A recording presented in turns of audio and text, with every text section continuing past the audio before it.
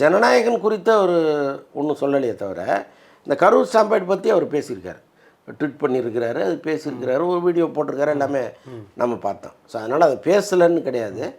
But அவர் வெளிப்படையாக ஒரு interview கொடுப்பதற்கு அவர் தயாராகலை இன்னும்.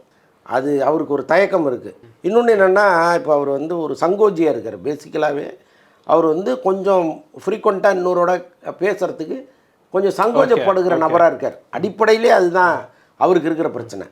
அப்போது ஒருத்தர் வந்து ஒரு பாண்டே மாரி ஒருத்தர் வந்து உட்காந்துட்டாருன்னு வைங்க, என்ன ஆகும் நிலைமை?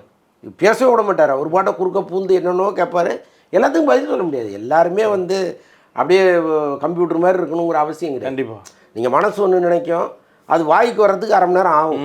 அது மாதிரி நிறைய பேர் இருக்காங்க. முடிச்சதுக்கப்புறம் யோசிப்பான், இதை சொல்லியிருக்கலாம். ஆமாம், அது குறை தானே தவிர அது வந்து தவறு கிடையாது. அது என்ன மரண தண்டனைக்குரிய குற்றமா? அது அப்படி கிடையாது. இல்லை, அப்போ நீங்கள் வந்து அங்கே வந்து உட்காந்துக்கிட்டு பாண்டே மாதிரி பேசணும், ஒருத்தர் பாண்டேவும் எடுக்கணும், பாண்டே மாதிரி ஒரு பேசணும்னு நீங்கள் நினைக்கிறதுங்கிறது ஏற்றுக்கொள்ள முடியாது. இன்னொன்று, வீடியோ பேட்டிகள்லாம் இன்றைக்கி தானேங்க, இந்த 5 வருஷமாக இருக்கிறது தானே.